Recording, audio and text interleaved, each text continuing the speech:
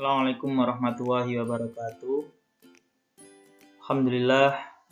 Alhamdulillahilladzi arsala rasulahu bil huda wa dinil haq liyudhhirahu 'alad dini kullihi wa kafa billahi syahida. Asyhadu an la ilaha illallah wa asyhadu anna Muhammadan abduhu wa rasuluh. Qala Allah ta'ala fi kitabil karim, a'udzu billahi minasyaitonir rajim. Bismillahirrahmanirrahim. Qul siru fil ardi fanzuru kaifa kana 'aqibatul mukatsibin.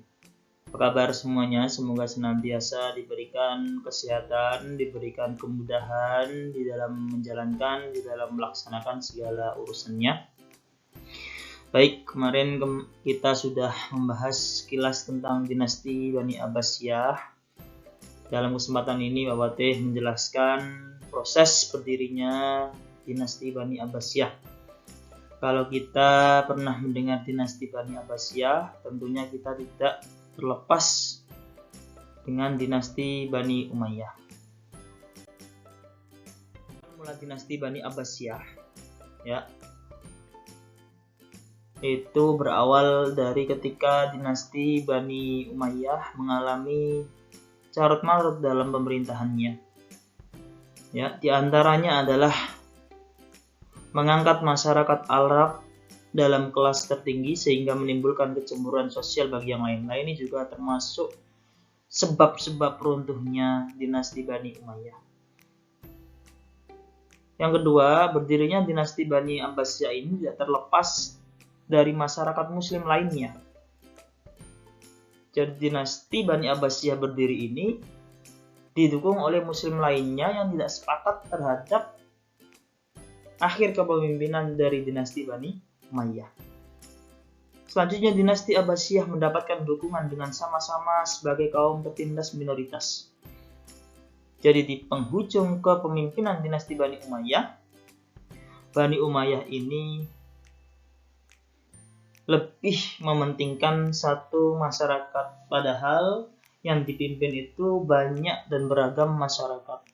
Namun hanya satu, sehingga dinasti Bani Abbasiyah mendapatkan dukungan dengan sama-sama sebagai kaum tertindas, kaum minoritas. Masyarakat non-Arab misalnya, yang pada waktu itu didominasi oleh orang-orang Persia, yang mereka dianggap sebagai kelas 2. Nah ini, pada masa dinasti Bani Abbasiyah, mereka disamakan, bahkan diberi peranan penting. Jadi pada masa dinasti Bani Abbasiyah menjalankan roda pemerintahan, semua hak-hak disamakan. Tidak hanya pada satu saja, tetapi semuanya disamakan, bahkan diberikan peranan-peranan penting.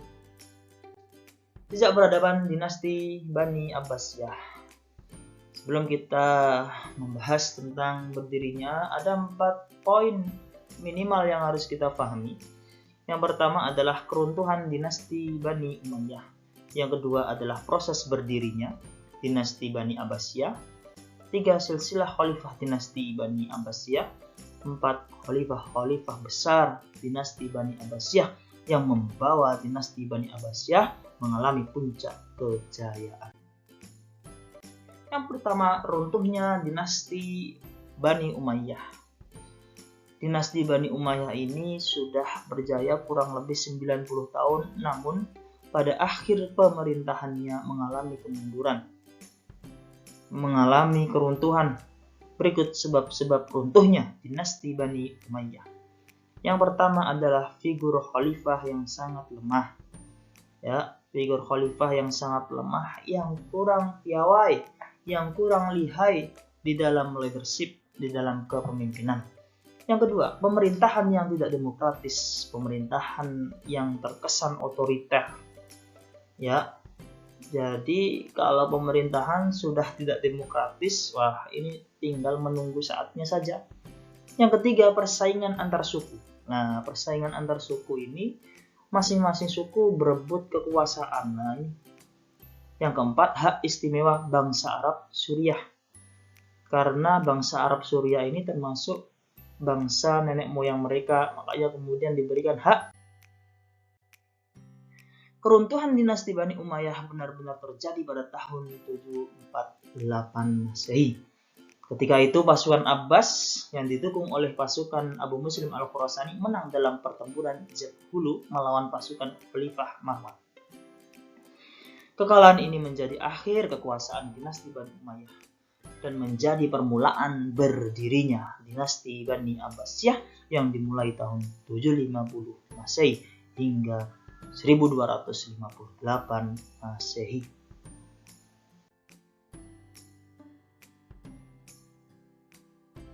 Dinasti Bani Abbasiyah, runtuhnya dinasti Bani Umayyah menjadi tonggak berdirinya dinasti Bani Abbasiyah. Khalifah pertamanya adalah Abdullah As-Sofa atau yang biasa dikenal Abu Abbas As-Sofa. Dinamakan dinasti Bani Abbasiyah karena pendirinya adalah keturunan Abbas yang merupakan paman dari Nabi Muhammad. Dinasti Bani Abbasiyah membawa kejayaan dunia Islam mulai dari Asia Barat sampai atau hingga Eropa.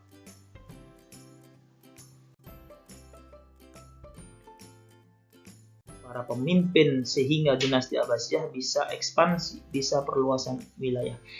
Lah, pada waktu itu ada 3 kota yang dijadikan pusat kegiatan untuk mengawali roda pemerintahan dinasti Bani Abbasiyah. Yang pertama adalah kota Al-Humaimah.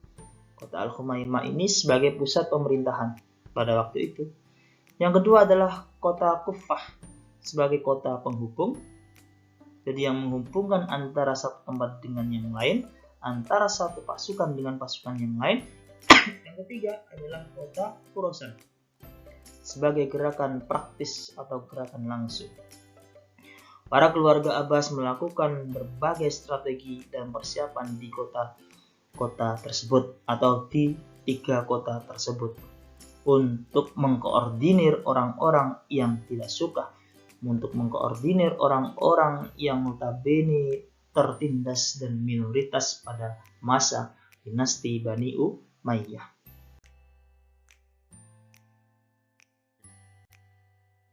Sebelum silsilah Bapak dibahas, wafatnya Ibrahim bin Muhammad membuat keluarga Bani Abbas semakin gencar melakukan perlawanan. Siapakah Ibrahim bin Muhammad itu?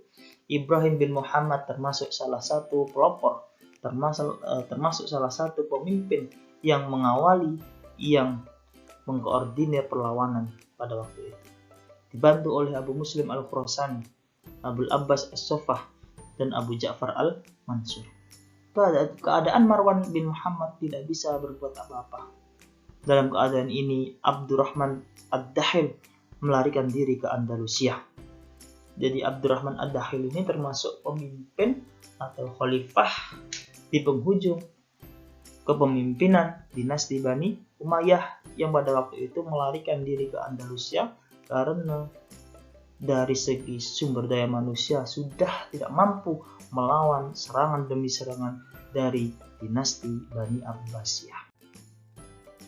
Adapun para penguasa dinasti Abbasiyah ini sangat banyak sekali kalau kita membaca di buku paket, ya. Namun di sini Pak Fatih hanya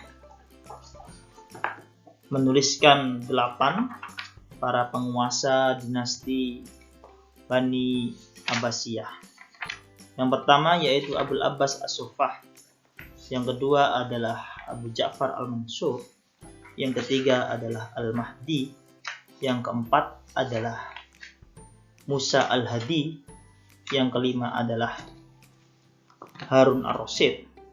Yang keenam adalah Al-Amin. Yang ketujuh adalah Al-Ma'mun. Yang kedelapan adalah Al-Mu'tasim. Ya.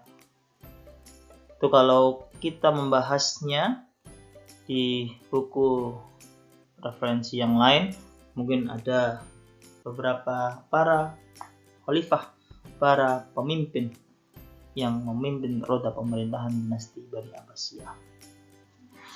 Baik, selanjutnya adalah khalifah besar yang memberikan sumbangsih, yang memberikan nama harum, yang menjadikan khalifah, yang menjadikan dinasti Abbasiyah menjadi golden age, masa keemasan. Di antaranya adalah Abu Ja'far Al-Mansur. Yang kedua adalah Harun Ar-Rasyid. yang ketiga adalah Al-Ma'mun. Dari sekian tokoh, dari sekian khalifah yang menjabat sebagai pemimpin dinasti Bani Abbasiyah, 3 tokoh inilah yang tercatat di dalam sejarah yang mampu membawa perubahan, yang mampu menjadikan dinasti Bani Abbasiyah mengalami puncak kejayaan, puncak keemasannya. Lantas bagaimana biografi di masing-masing tokoh ini? Kita lanjutkan di pertemuan berikutnya insya Allah.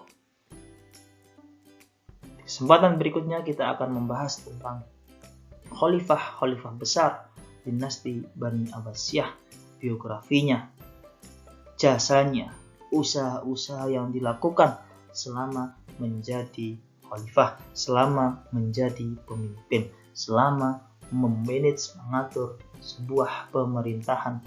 Tentunya banyak sekali rintangan dan hambatan yang diterpa, yang dialami oleh 3 tokoh tersebut. Mungkin itu saja dari Pak Fatih. Kurang dan lebihnya mohon maaf. Nasrun minallah wa fathun qarib wa basyiril mu'minin billahi taufiq wal hidayah waridha wal inayah. Assalamualaikum warahmatullahi wabarakatuh.